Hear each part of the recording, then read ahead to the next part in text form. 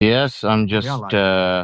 yeah, we are live actually. I'm just sharing this live stream on my channel's chat. You're welcome to share the live stream as well if you'd like. It's a pleasure to have you over again, Mr. Pyotr, all the way from the UK. Yeah, it's hi guys. Little bit of a random spontaneous meeting between myself and Wajeeh, but we had planned to go live what, 2-3 hours ago, Yes. and the and It's my unfortunately we fault. didn't. But It's yeah, my it's fault. Wajeeh's fault. Blame him, not me. I'm the professional. No, I'm joking. But yeah, I've been out all day, and we just had a very crap match between the UK or England and Ghana. If you watch the World Cup right now, and then I got back literally about 10 minutes ago, and Rajiv was like, yeah, so should we do it? And I'm like, well, it's midnight where I am, but here we are. So, and also because the war in Iran doesn't stop and the situation doesn't stop. And Yeah, we like talking with you guys. And Rajiv is always he's been very welcoming into the community and generally giving me some tips about Substack, because I do want to go on Substack. So if you're interested in geopolitical content, then do check out my Substack as well if you want. But anyway, there's my absolutely. introductory pitch. Yes, absolutely. Take a minute, click on my name. It will have another screen for you where you can subscribe to Piotr. He's a professor and an expert and an advisor when it comes to international relations, specifically turmoils. He used to work at the UN, and he knows what he's talking about. He speaks on the largest Twitter Spaces when Mario Knopfel have it. He has his own YouTube channel with hundreds of thousands. No, how many We've got subscribers do about you have on YouTube?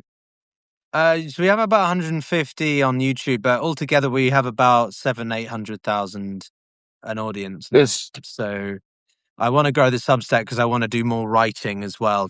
So I do a lot of video analysis, but there's only so much you can say in like 10 minutes before people are like, wow, I need a drink or something. So go to write things down and have a deeper dive and some, some unique content. I also see Michelle asked who won. No one did. Ghana held the UK or England to an incredible nil-nil.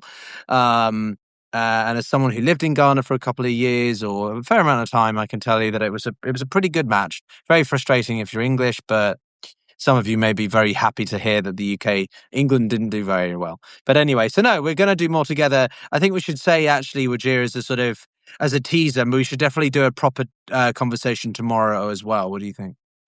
I don't mind doing that. Actually, tomorrow is not a bad day. Thursday, I have an interview with another channel on Substack called This Will Hold. Apparently, have you seen or heard anything about the interviews that recently came out about the stolen election of 2024? Uh, what, the US election? US elections, now there is a couple interviews that came out, even from the Washington Post and stuff. Uh, No, I so haven't. Elon Musk was telling his baby mama that he used some sort of satellites, his own satellites, to influence the election, according to her, not according to me, according to his girlfriend, the mother of his kids. They interviewed her, and she was like, yeah, he was telling me that he's going to steal the election somewhat, somehow. So I'm interviewing someone that's been like investigating this, not from a conspiracy standpoint, but I'm just really genuinely interested. What's going on? That person has been investigating this cause a little bit, and we're reaching out to another journalist to see if he would join us. The other journalist is an investigative journalist. His name is Well, I can speak to some Greg people in my Elliott. network because I lived in DC for several years, so I've got quite a big network. in Yeah, journalism and down there. If you want any other voices please do. or whatever, yeah. I'm definitely interested in another voice who might have been like because if this is just like if I'm interested in covering it, I'm not saying it's necessarily true, but if it has any basis in reality, I'm interested in investigating Well, whatever it is. Vicky says it was in Pennsylvania. So maybe reach out to some people in Pennsylvania. Maybe some of your audience who are commenting now, if anyone knows anything or anyone that could be of value to Vajir, then Yeah, reach out. That's how appreciate we you. that's how we grew the channel on YouTube and stuff. And yeah, you never know what your audience can be capable of, and people they want to help you succeed and support the work that you're doing. So they've got You know, the people watching you. the community you have grown here is very, very supportive. They are very interested in learning. They're very interested in the truth. They're very interested in cutting out the noise from big media, and they want to hear directly from the experts without like too much acting on TV. So I can't think of better people than you and Malcolm and a few other speakers that I'd like to have on because they don't perform. You don't perform No. on. You don't make any performances. You give the information that you have. You give the expertise. You do. I see you doing thinking on the spot when I'm asking you questions, rather than like some prepared statements that you have made beforehand. So that's Yeah. the type of I like having conversations like that because it feels genuine, and it is genuine. No, I mean, So no, go on. That go the for it. only issue is we talk over each other. Yeah, that's okay. I can always wait. Go No, for it. I mean, as in I talk over you, or sometimes you do the same. But like, it's your show, so I follow your lead. But no, all I was going to say was like I've done some more media circuits this year, and the experience of being on even the BBC, which I consider to be a cut above some other networks in other parts of the world. It's such a different experience being in the studio or being on the Zoom call where you've got no more than 4 minutes to try and give Yeah. an in-depth answer which sounds comprehensive, informative, analytical, balanced. And so that's why I think people are and why both of us have developed these respective communities and forms of platforms in our own ways, right? You talking about the Iranian situation, the Middle East. I had no idea you were on here. We'd first met in Mario's spaces and we had an interesting Yes. conversation exchanges. And then I was delighted to see that you had your own platform of how many subscribers? Do you have 10,000 subscribers, right? That's fantastic. On Almost 10,000. Yes. Oh, come on, guys, get him over 10,000. Come on, that's a huge milestone for Vajir. So anyway, but Thank yeah, you. so no, it's great to do this, and I want to do it more often, more consistently. So anyway, should we talk about what we're here to talk about now instead of Yes. um, And I will give you the difference on how you can take more advantage of Substack. So the nice thing about different social media is with the bigger the audience you have, the more money you make. And on Substack, the more attention you give to your specific audience, the more money you make. It's not about growing your audiences as much as like your audience subscribing to you and saying, "Oh, I'm gonna pay you money," because you don't get advertisement payments on here. You don't get support from private companies yet. Although that is something coming up on sponsorship. People who believe in what your message is, they come in and they become paid subscribers, whether it's monthly or yearly. So it's different strategy of communication between the audience. Yeah, And and I think the other thing I like about it is when I first approached YouTube, because Substack wasn't as big back then, or I wasn't aware. It wasn't as publicized, and YouTube was sort of where yeah, I put my focus to try and grow and expand outside of my current job. Um, but there isn't big emphasis on numbers, as you say, and metrics. But with Substack, I haven't been that active on it. I've had it for 3 years, but I posted intermittently. And then I posted more consistently. And now I've got a huge proportion of people being like, yeah, I'll subscribe to you. I'll support you financially. And it's like, I haven't actually given you anything special yet. Like I haven't. I've got ideas, right? I need to start getting into a routine now. But it's like people are like, no, we just want to support you for you, and I'm like, wow, that's so cool. So yeah, and I like the format, the writing, the video, the live streams, the everything. It's a very comprehensive platform, and I'm excited to do more with it. But yeah, Yeah, well, still, there's a lot. And there we'll talk more about that off the live, where we can give you more tips, and I can give you more techniques and strategies on Substack. I've been on the top 10 world politics and top I became number one several times in the world politics.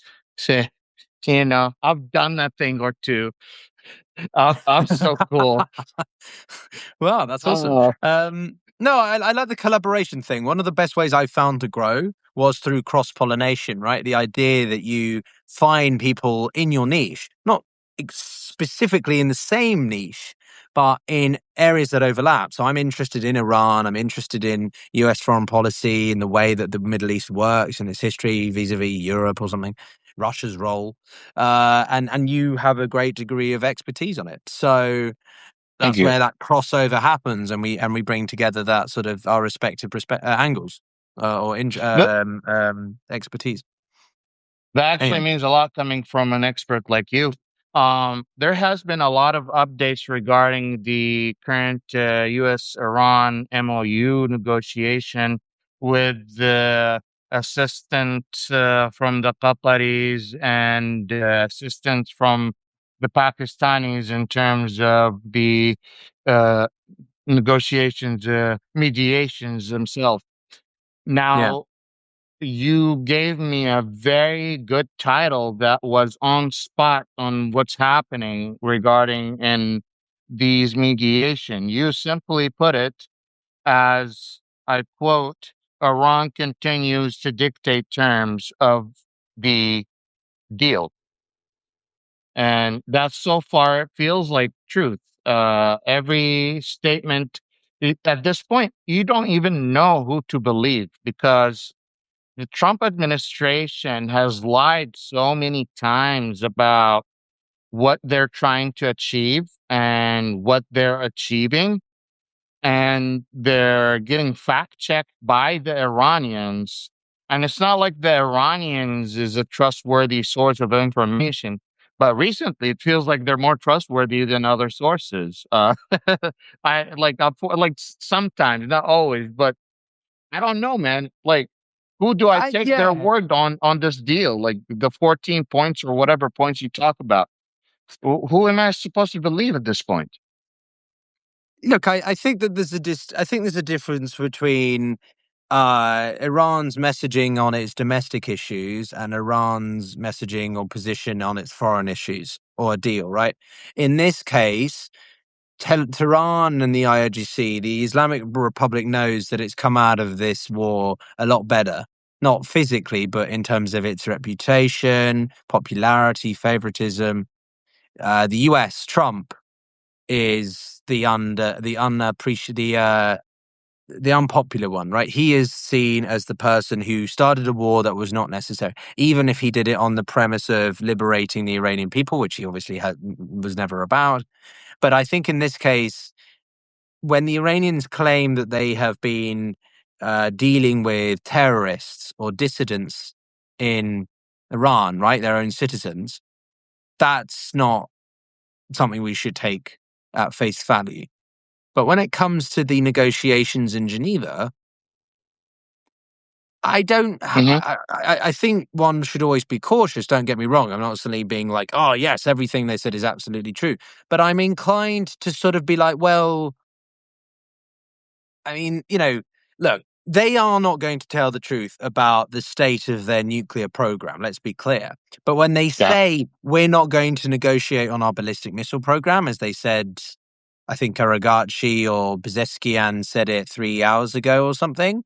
they're not going to. They're not lying on that. They're not going. It's a red line for them. They're not going to make moves on their ballistic program.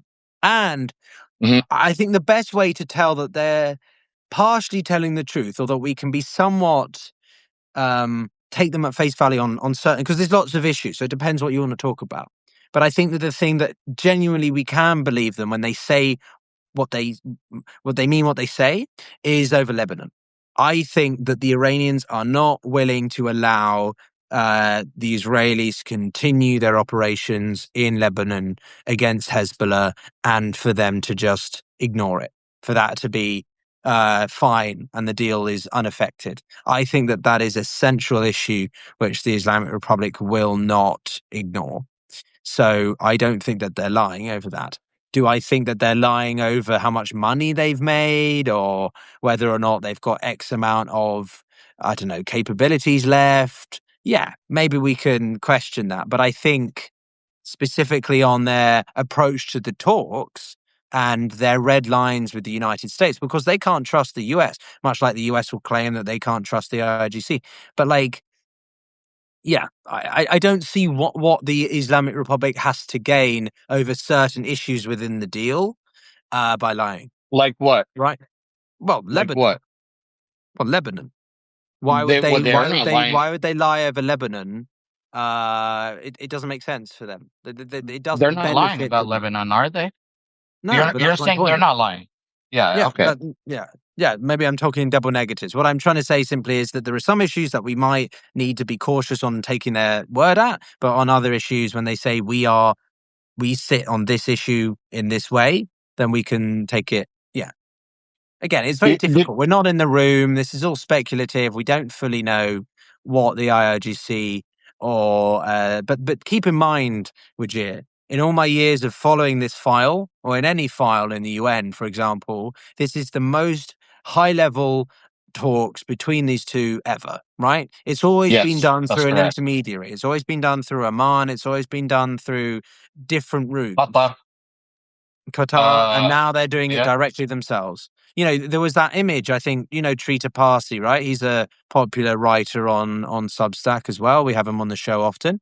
And he shared a photo with his reaction being very dramatic, which was simply that the Qatari mediator, was literally helping JD Vance write on the laptop, right? You might have seen this image. Yes, on his computer. Was it Yeah, his yeah, yeah. computer?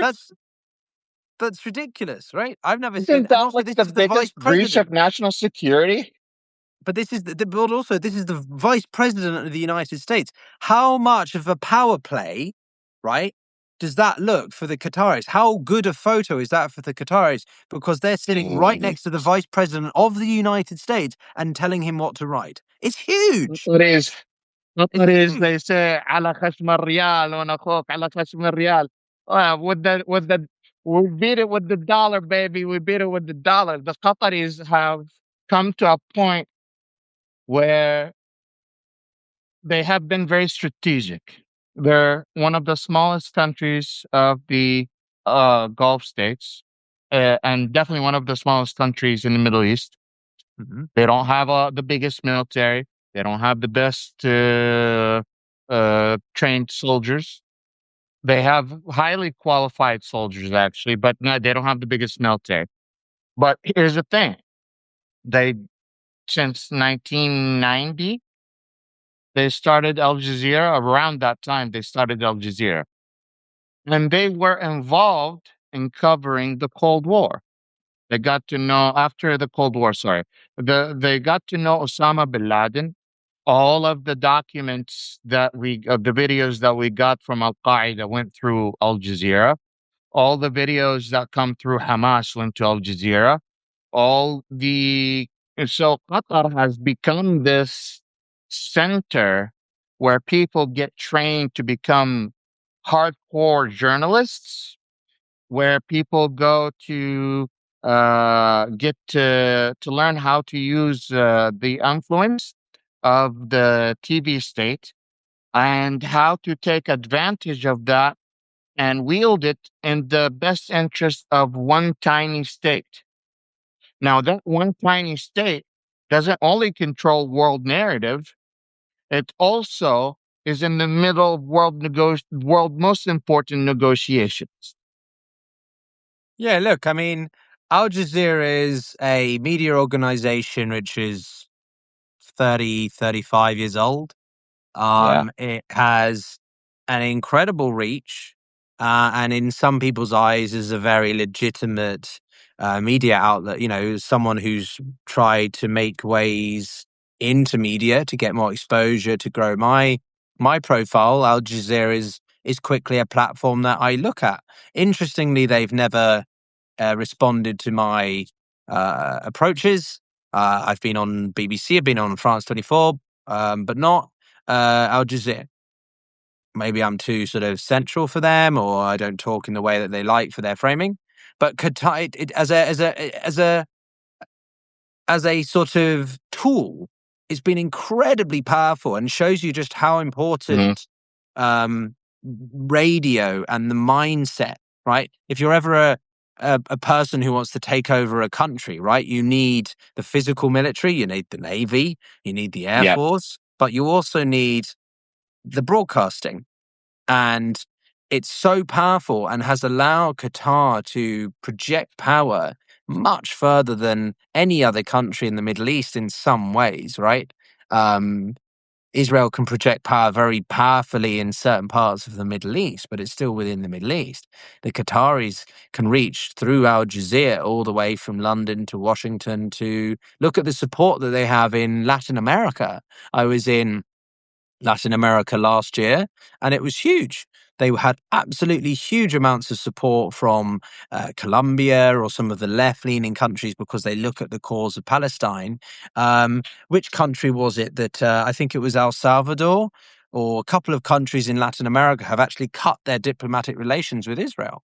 And that's Mm. probably because of the Yeah. influence of Qatar.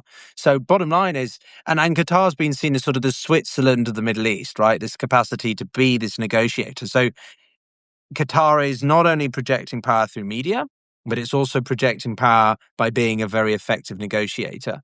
And that image is a huge deal and a win for them. So, yeah, I think that I don't think the deal has changed too much in the past couple of days, maybe more than it has the third parties, right? Pakistan's Yeah. benefiting, Qatar's benefiting. But what do you think? I mean, what do you think about the Strait of Hormuz situation? So let me correct my statement. The Cold War ended. The Soviet Union fell in December 1991.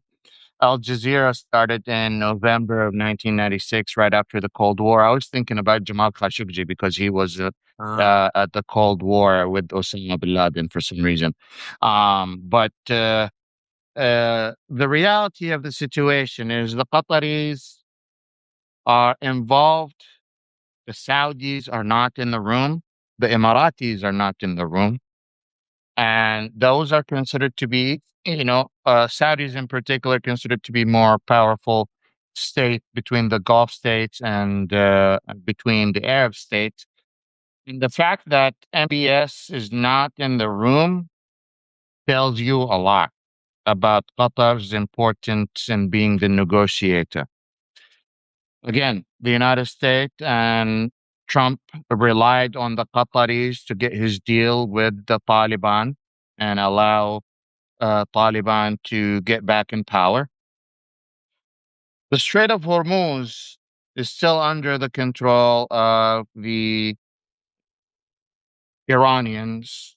The Iranians, as of the last 24 hours, have made a trip already to Oman, Muscat, to discuss their latest updates regarding how to manage the strait. yeah. We have seen ships pass the strait, but it's about like 20 to 40 ships on average a day, not too many ships like before the war. Majority of the ships that are passing the strait are what I would consider to uh, label as highly important for the Iranians first, and whatever after that comes next. So you still have hundreds of ships on both sides of the strait still stuck that hasn't moved anywhere. Um, and the oil flow is still very limited, and it's only going to Asia, where usually most of that oil was going to Asia anyways. And the Qataris have basically, and no, actually, put the Qataris aside. The Pakistani prime minister came out and supported the Iranians today regarding the ballistic missiles. So the prime minister defended Iran's missile program, saying I'm saying that the Pakistan Prime Minister Sharif questioned the criticism directed at Iran's ballistic missile program, saying that nothing that making countries around the world maintain missiles arsenals. Why do we object to Iran's missile? It Yeah. doesn't make any sense. That's a statement that didn't Trump say that statement just a day ago or something like that? Yeah, he's said quite a lot of statements in the past 24, 48, 72 hours, which the Iranians have said could jeopardize the deal, could jeopardize the talks. He said one as they were getting on the plane in regard to Lebanon and Hezbollah, which the Iranians said, this could be a trigger for violating and making null and void the talks. So Trump, this is the problem, right? We've seen this at least 4 or 5 times over the course of this war.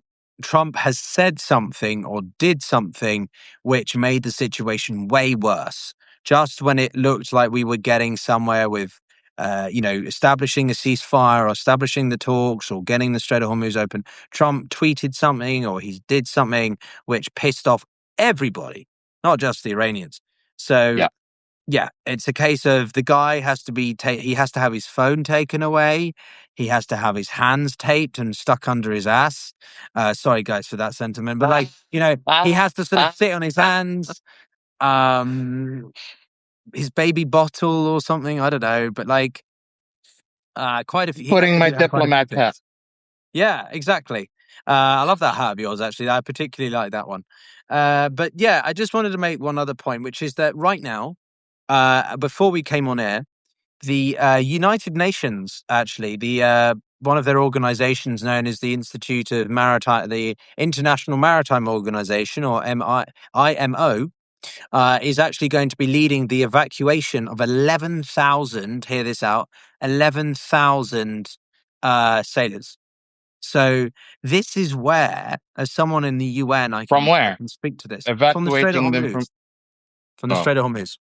So, as someone who's worked in the UN for the years that I have, I'm not an expert on maritime issues, but what I can say is that this is a big deal. In accordance with the Iranians, the Omanis, the US, and I think Saudi Arabia, the UN is going to be leading this humanitarian mass evacuation, 11,000 people. And the reason I'm mentioning this is because you said about the ships yeah.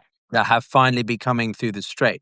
So that's not too bad. We've seen conflicting reports, obviously by Vance and others, about the ships actually leaving or not, or traversing. But bottom line is that there is still thousands of civilians, right? These are just sailors, maritime professionals who have been stuck in the Strait of Hormuz for these past 3 months because of Trump's war of choice. And so the UN leads this operation to get this done.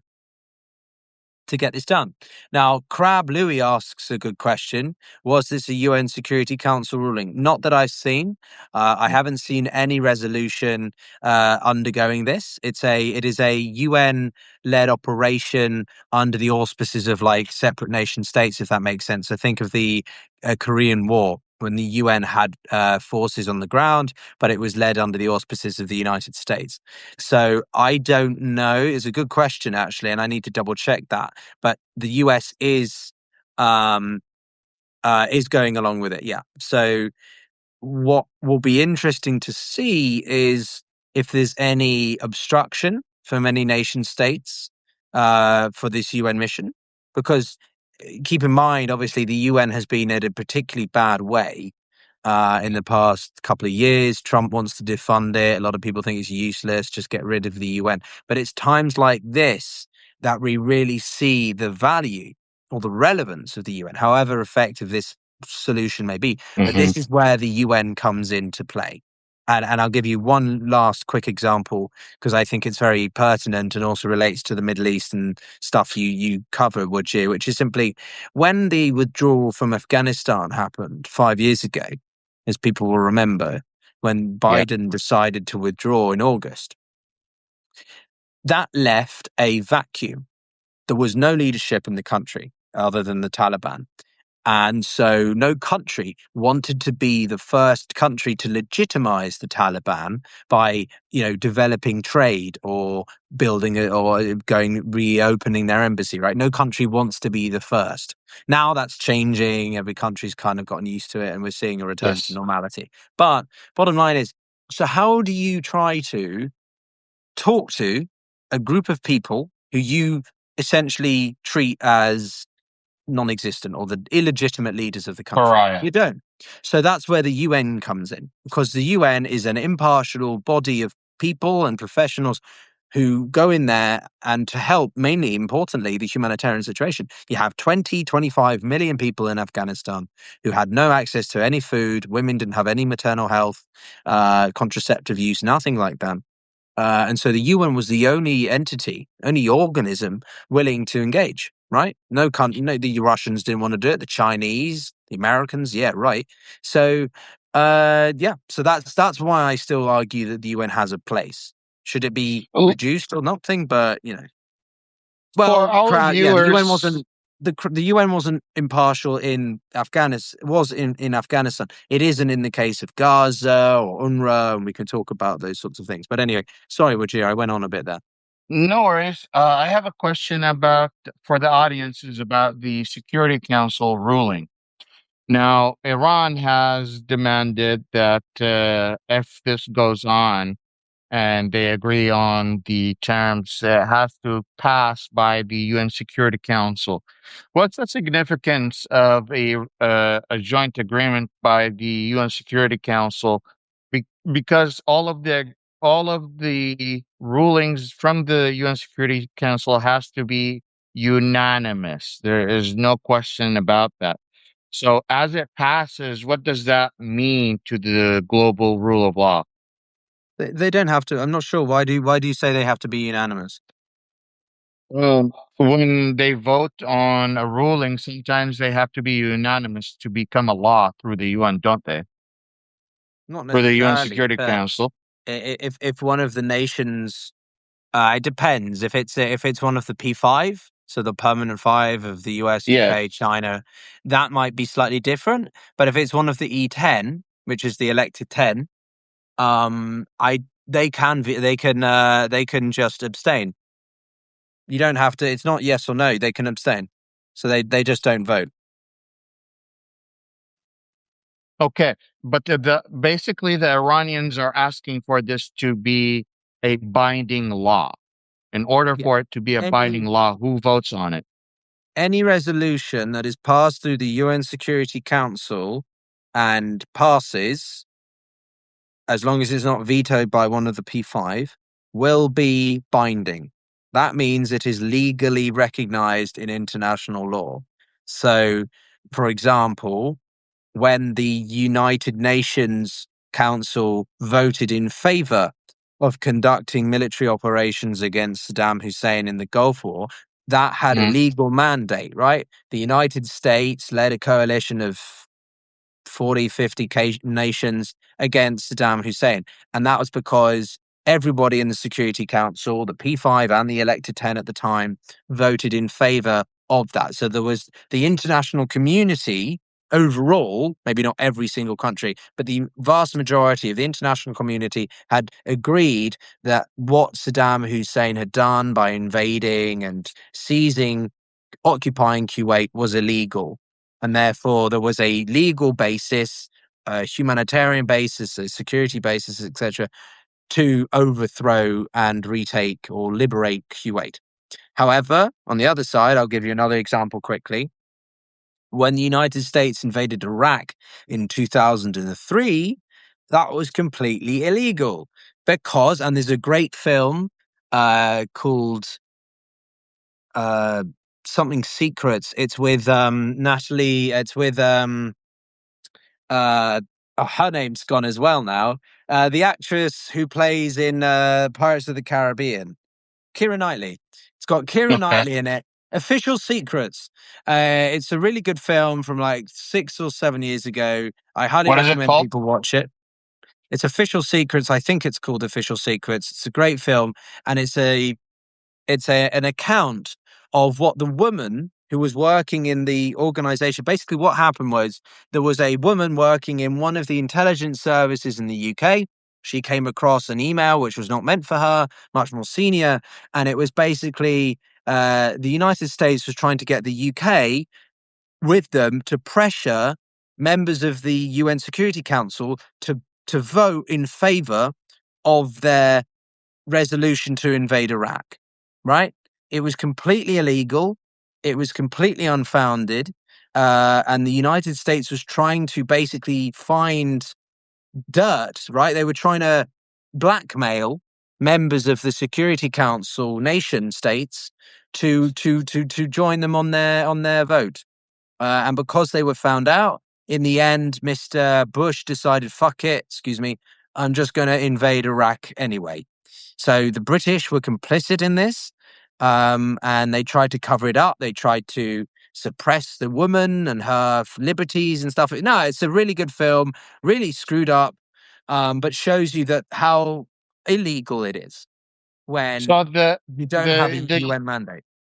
the UN security agreement, though, agreed for the first invasion of Iraq was in 2000 1990, 91. 91. Well, Okay. 1990, 91. I can't remember when the exact Yeah, Gulf War. during I don't George know when Bush the exact resolution was Senior. passed, but that no, but the first the Gulf War was in 91. Yeah. I don't know if the resolution was passed in early 91 or late 90, but it was H.R. Bush. It was Bush's father. You know, who'd undertake, and the irony was that he had undertaken an illegal war against Panama in 1989 to remove, like what he did with Venezuela at the beginning of the year, if you remember, right? When he removed Hmm. Maduro. So, bottom line is, to answer your question very simply, yes, the Security Council, if you want a legal basis, like if the US and Iran want this deal, the final version of this deal with everything sorted out to be legal, then it has to be voted and approved by the UN Security Council, including Russia Here's and my China. next question. Here's my next question. Let's have a hypothetical. Oh The yeah. UN votes on passing this security agreement. It passes. One way or another, US or Israel violates that agreement. What happens next? Well, it's illegal under international law. Um, that will mean that certain countries can do certain things. They can cut, but the problem is that international law is only as powerful until powerful nations decide to abuse it. Right? That's why Trump's actions in Venezuela are such a big deal. That's why Putin's war in Ukraine is such a big deal, because we're returning to a time where international law or rule of law does not matter, right? It's might is right. So if I've got a bigger military than you, if I'm more powerful than you can shut up and I will tell you what to do. You know, smaller nations have to listen and get in line and be dictated to by the bigger nations. So But then the why the should any country obligate by international law when the strongest country doesn't want to abide by it? Well, there you go. That's why Trump's such a danger. He's undoing everything that has um, been the normal for the past 80, ever since the Second World War. This has been the truth. This has been the case. Every country realized, or every major power in the Second World War realized, that the idea of unlimited power with no checks and balances, let alone before nuclear weapons became the case, then it was a free for all. It was law of the jungle. So the whole point of the UN, or not even just the UN, what it stood for, right, was a common understanding that if we do this, then we could obliterate ourselves. So the UN is the humans, our collective global effort to try to stop that from ever happening again. And this time it's much worse because we have nuclear weapons, we have chemical weapons, we have AI, we have quantum computing, we have technology that we don't even know how powerful it is. Now, the UN is it's not a solution. People look at the UN and like, why is the UN not doing anything? The UN is a vehicle. It is a channel. It is a platform. That's why we call it the world stage, because we use the UN as a place to talk about this shit instead of just going to war. In the past 500 years, Europe, America, whoever went to war first, and then we came up with a peace treaty. The idea was that we talk first, and then maybe we have to use um, guns and bombs and shit. So, Mhm. yeah, this is why I get frustrated with people when they say the UN is useless or irrelevant. It's not really. You just don't know how it works. You don't know its place. And you're being unfair to it because it's only as powerful. This is the statement that summarizes it. The UN is only as powerful as nation states allow it to be. If the United States, Russia, China, any global power doesn't want to use the UN or reference UN, then the UN has no power. The UN cannot do anything in Iran because the Iranians can be like, get out of our country. And that's it. So anyway, sorry, I'm not trying to lecture you or the audience. I'm just Yeah, I don't it, feel lectured. I agree. I genuinely like don't mind when you vent out because that's when like the actual information comes out. I genuinely enjoy the rants because it allows you to basically get everything you're thinking about out. So there's nothing wrong with that. Let me give you the latest updates for today. Here's the recap of your main developments of the day. So I'm not Iranian laughing at you. president. I'm laughing at some of the commentators saying, please continue the lecture or appreciate the venting. I mean, I can say one more thing and then I'll pass it back to you fully, I promise, for the news, which is simply look, um, for people to understand what the UN is and where we are now, they have to understand what came before. That's what I'm trying to do. That's why history is so important. When people don't know their history, they don't know. I don't like the expression that sort of by knowing history, you can predict the future. No one can predict the future.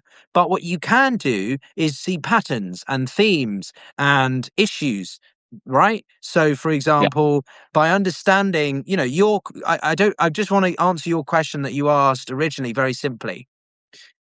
The biggest issue is that why should anyone give a shit about international law if the biggest power doesn't? No one should, therefore. And that's what you're seeing is the unraveling of everything that we've taken for granted, everything in the West that has allowed us to become more prosperous, live longer, healthcare, technology like this. All of it has been based on peacetime, where we've lived in coexistence, even if we had minor issues, and work on developing humanity instead of destroying it. And what's happening now is Trump is reversing all of that or just single-handedly being like, "Oh, are those the rules?" Like, rip fuck them your up, rules. fuck your rules. And what does that do? That means China looks at Taiwan. Putin thinks, "Well, I can have more of Europe." It makes it a anarchy. It returns us to anarchy, and It um, does. and I'm very worried about where we're going. But anyway, end of story or end of Uh, lecture. Thanks for coming to what my TED is Talk. what is it called? That's funny because when I ramp off at my husband and I finish, I always say thanks for attending my TED talk. That is very funny. So I have a couple updates for everyone that is listening. Here's your recaps of the day. Iranian President Masoud Pezeshkian says Tehran's ballistic missiles program will not be included in negotiation with the United States. U.S. President Donald Trump insists Iran has agreed to nuclear inspections, but Tehran has rejected the claim. Republicans controlled U.S. Senate has passed a bill largely seen as symbolic that requires Trump seek congressional approval before resuming hostilities with Iran. The UN says ceasefire in southern Lebanon seems to be largely holding, quote unquote, as the fifth round of talks between Lebanon and Israel gets underway in Washington. U.S. Secretary of State Marco Rubio says the Strait of Hormuz must be open for safe and free passage, and that negotiations on Lebanon will be kept separately from any delay with Iran. The last but not least, Oman has announced a temporary maritime corridor for vessels seeking to transit the Strait of Hormuz. Yeah, so I think that last one's quite interesting. It shows you that the Omanis and the Iranians have been in a lot of talks behind the scenes. And this is why I think we talked about this the last time we had a conversation with Jir, or last time I joined you. But like, I think it just shows again the experience and skill of the Iranians in diplomacy, right? This isn't an endorsement of the Islamic Republic, but they are a very good skilled set of negotiators, of diplomats, right? Um, and I think that while Trump has been making threats and, well, undermining international law, the Iranians have been quietly in the background, going around their neighbors, especially the Omanis, and be like, look, the situation is different now. We are hurt, but we're not down completely. And we're going to um, dictate more control over the strait. Do you want in, or do you want to be sidelined and simply have to accept our terms? And so the Omanis are a pragmatic bunch. I've been to Oman a couple of times, wonderful country, and um, they are going to share, right? They're going to cohabit the Strait of Hormuz. They're going to co-share it. They're going to have their respective lanes, maybe a toll, and the US is going to largely be sidelined, right? Kept out of it. Yeah. So that announcement of this maritime corridor or whatever doesn't surprise me. I think that's just the start. I think we'll see more of that sort of thing. As for the talks over the nuclear program, I mean, that's standard. The Iranians are not going to admit to inspectors.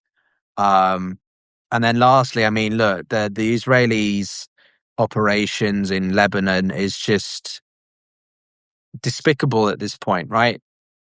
I want to make it clear I'm difference between the Israeli government and the Israeli people, but like the government's actions over Lebanon and this continued violations of the ceasefire and almost deliberate intention to jeopardize the whole thing so that they can somehow start war all over the Middle East again is just, ugh, I don't know. I have really bitter opinions of that right now. But anyway.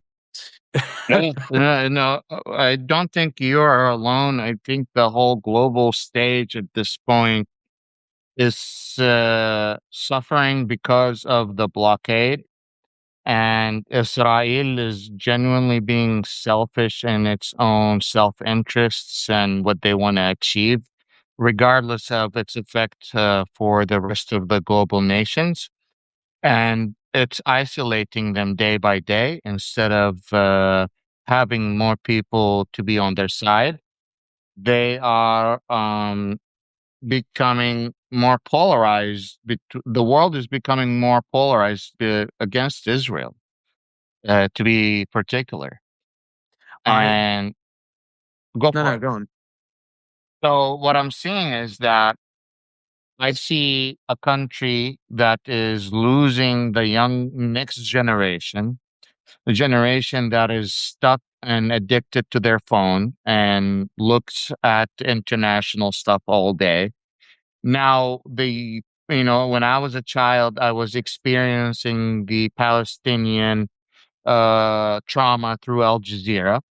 Now I was in Arab, and I can speak and read and understand Arabic, and that's why I lived that experience, right? But now you don't have to speak Arabic. You don't have to have Al Jazeera. All you need is TikTok. All you need is Instagram, and to follow one or two of the influencers inside of Gaza. And all of a sudden, you are having nightmares in the middle of the night because all you watch is what's happening in Gaza. And I'm saying that because I have friends who have gone through that, and all they've been is stuck on the phone living the horrible experiences of people in Gaza. And when you stop and think about that, that really changes your perspective. That really changes a lot of people's perspective on Israel. Listen, I am a person that believes in peace talks. I'm a person that believes in both society needs to cope with each other. I've spoken on Israel 24 at least 14 times, mostly about human rights violations, nothing to promote myself. The reality is that the real decision making and the real future of Israel is in the hands and the votes of the Israeli people. The Israeli people need to come to reality that the current far right extremism is not getting people to encourage other nations to sign on the Abrahamic Accord. If you want people like myself to advocate for an Abrahamic Accord, I cannot justify any of those agreements while Israel is committing heinous crimes. Like I can't, there's no way I can justify that. My viewers can't justify that. The people who are trying to make a difference, they can't justify that. What, like, I'm genuinely, I genuinely pulled back. Like, I've been invited to come back to Israel 24 several times again. I'm like, sorry, I'm too busy. I can't justify it. Yeah, I mean, look, I think it's important to recognize the uh, contribution that Hezbollah has in this as well. Yeah, They obviously don't help the situation, but what I think is interesting is two things for me. One, as a creator, right, as a podcast host, I try to interview a large degree of opinions. I'm not as extreme as Mario. I will not interview some people. I just think there are some people who don't deserve to be heard for their extreme opinions. But well, freedom of speech is not freedom of consequence, sort of thing, right? But yeah, so bottom line is that I wanted to interview more Israeli perspectives on my show, and it's been the hardest of any group. People who are pro Lebanon, who are pro Iran, anti Iran, but not anti pro Israel. Basically, just Israeli related government officials, think tanks. Quite a few people are difficult to want to because they don't want to be challenged or disagreed with. So that's the first thing. But the second thing is also that even the most moderate of people, I'm pretty moderate, I'm pretty in the center on most things, have shifted from being like, we understand Israel's position to more and more critical. Does that mean that they sort of are anti-Israel or Israel doesn't deserve to exist or etc. like that? No. But there is a general consensus, even amongst the most moderate and reasonable of people, that Israel has just gone way overboard, like hmm, way too far. And way too far. what seems crazy to me is that instead of wanting to recognize the seemingly counterproductive strategies that they're doing, the Israeli government is doubling down and, if anything, escalating. Yeah, It seems to me like they're so far in now, they can't admit that. And they don't want to back off. They just want to keep pushing and keep pushing. I mean, it's mainly down to Ben Gvir and Smotrich. Netanyahu is I think, sort of playing that as well because of his personal indictments that he faces. But generally, what I'm saying is that, yeah, it's crazy to me. The common census is, guys, like, no one supports what you're doing. The only people who support what you're doing are not even Trump supports what they're doing. For fuck's sake, actually, why am I sort of dancing around this? Not even bloody Ben Trump. Shapiro. At this point, the only people supporting them is Ben Shapiro. Yeah, it's just That's it's it. like not even the bloke who went to war in the first place on your behest supports what you're doing. When Trump is calling Netanyahu a fucking idiot or an F, Y, and Z, right? Some of the swearing he's apparently said about him. What is the goal of Israel here?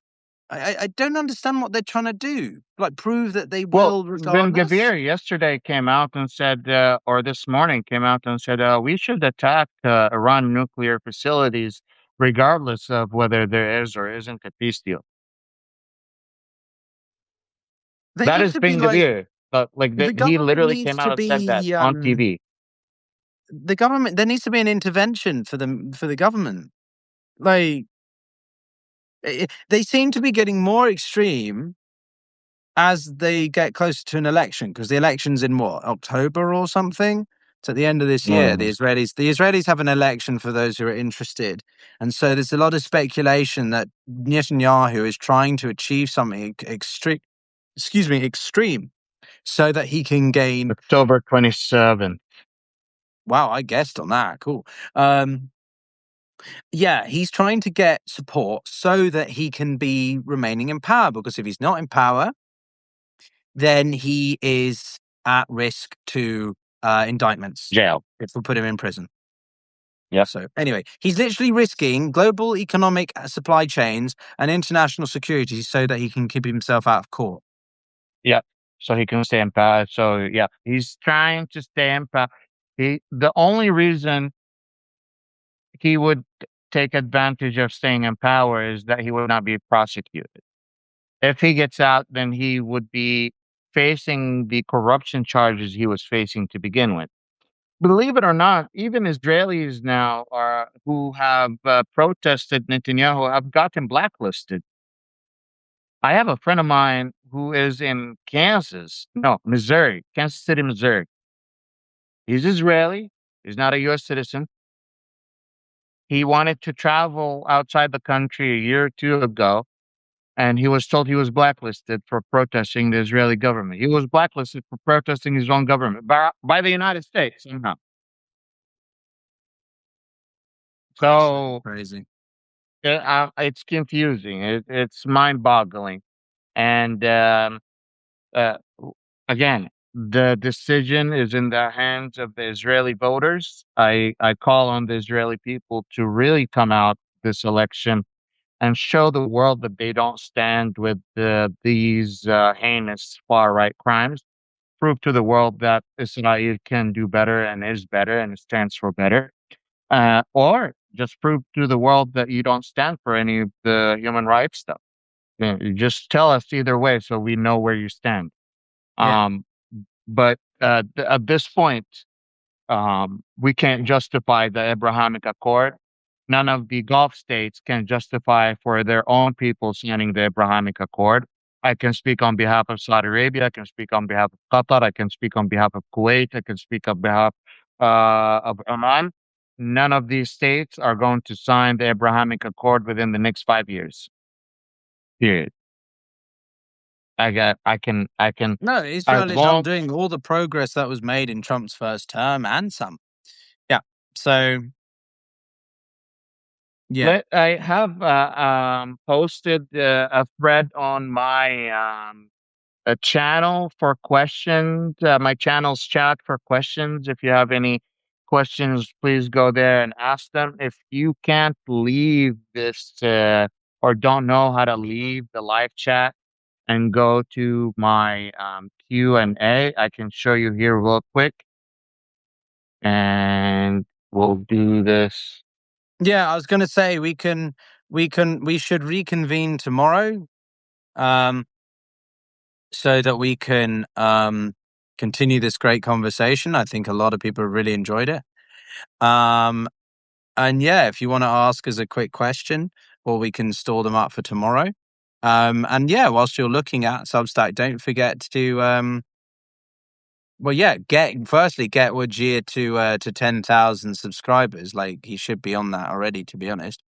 But also, please, if you found what I said interesting, then do support me by subscribing. Because I am looking to grow my Substack this year, and I'd love to join Wajeeh on 10,000 at some point. But I think we're on 1.8, 1.7. So if you can help me get to 2 or get closer to 2, that would be great.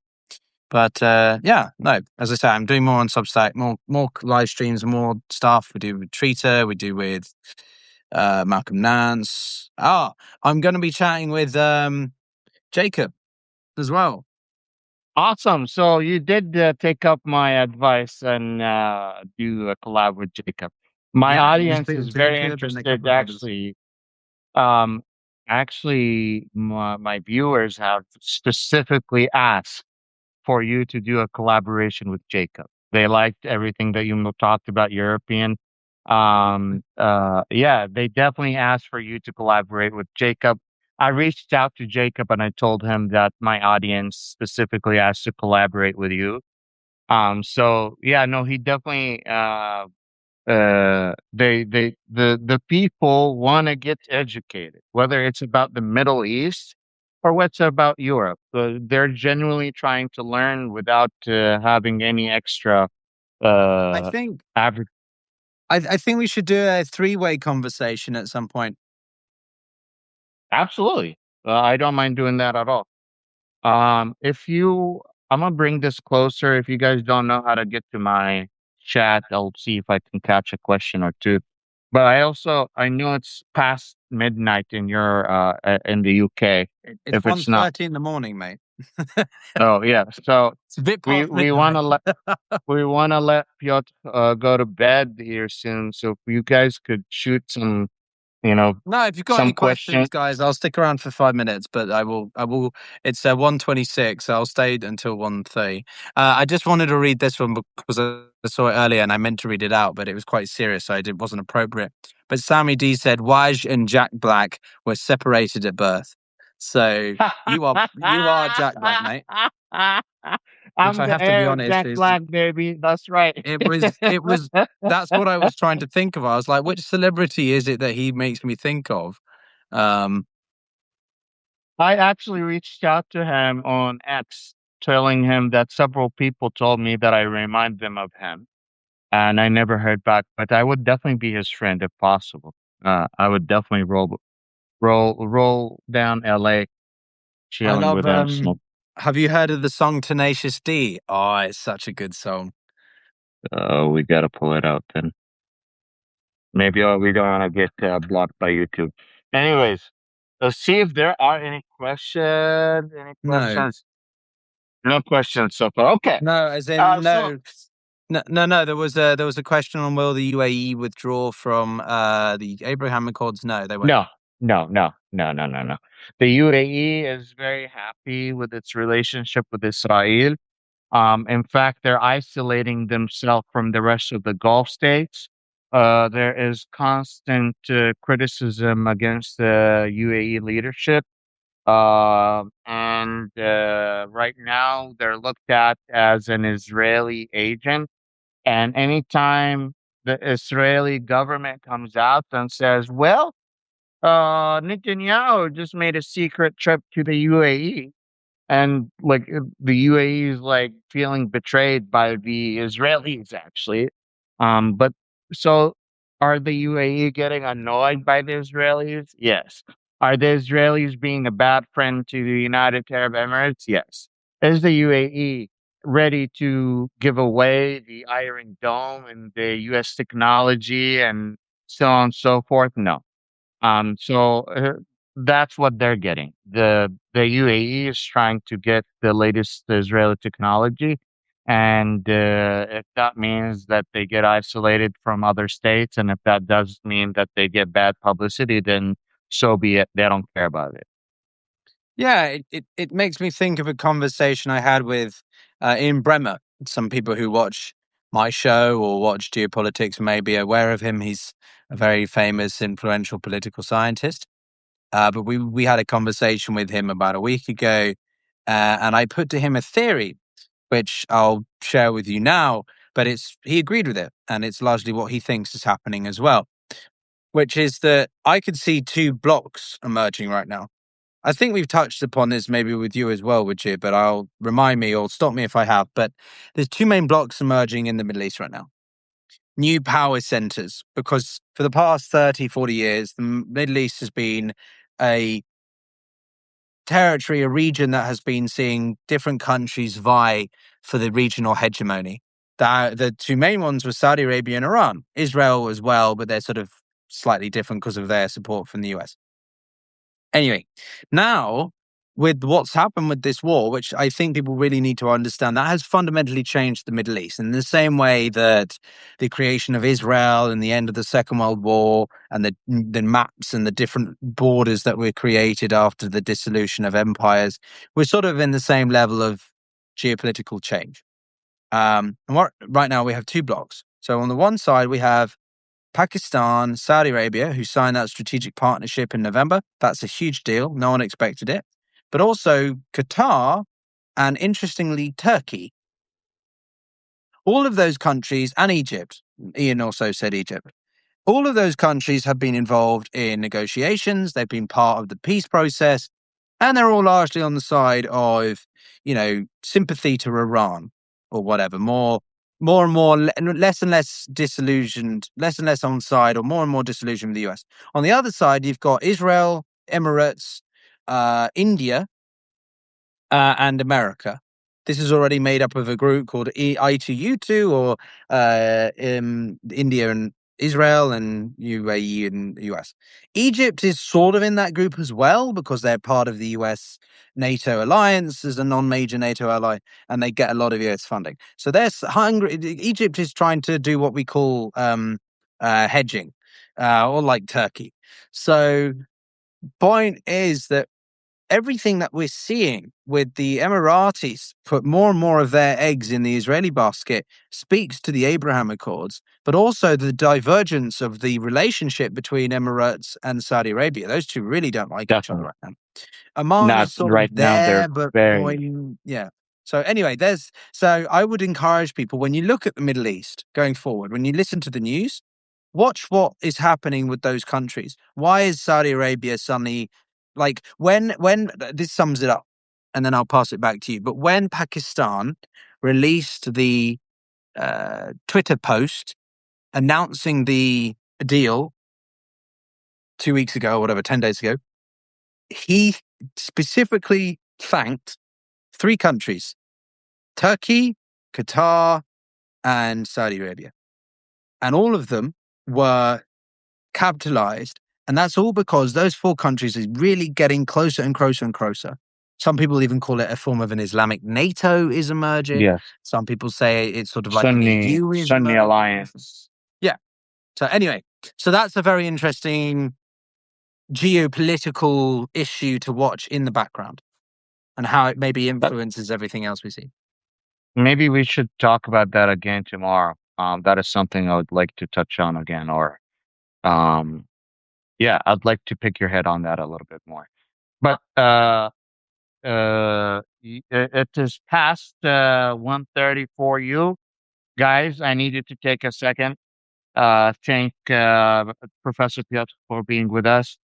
Click on my name, and then you'll find his account. Subscribe to him if you want to become a paid subscriber and support his work so he can be more on Substack and give you more content and more articles so you could be learning more from him.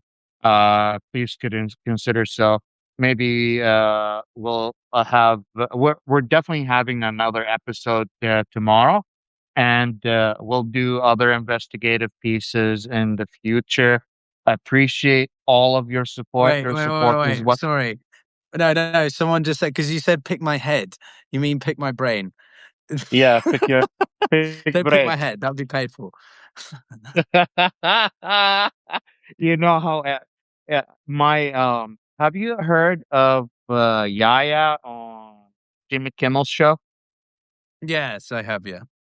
I feel like I'm Yaya sometimes trying to talk in English. Uh, No, you do very good, mate. I understand that I'm speaking in my native language versus you who's not. And, I wish I could speak, um, well, Farsi, Arabic, more languages. I speak a bit of Russian, I speak Spanish, I speak a bit of Italian, but Middle Eastern dialects are pretty tough for me. So, but you're in America anyway. So, yeah, yeah. it's all good. It's all good. I'll pick your brain. Appreciate the correction. Anyways, like, subscribe, and share. If you're watching this on YouTube, you're watching a recording. Even this will be on Pyotr YouTube channel. So it will be uploaded there. We'll have some clips here and there on different social media posts. Make sure to follow Pyotr also on YouTube. Uh, Make sure to tune in. We'll see you tomorrow. And as always, I like to say, مع السلامة, bye bye. بالإنجليزي, goodbye. We'll see you tomorrow. Take care, everyone. Cheers. Have a good one.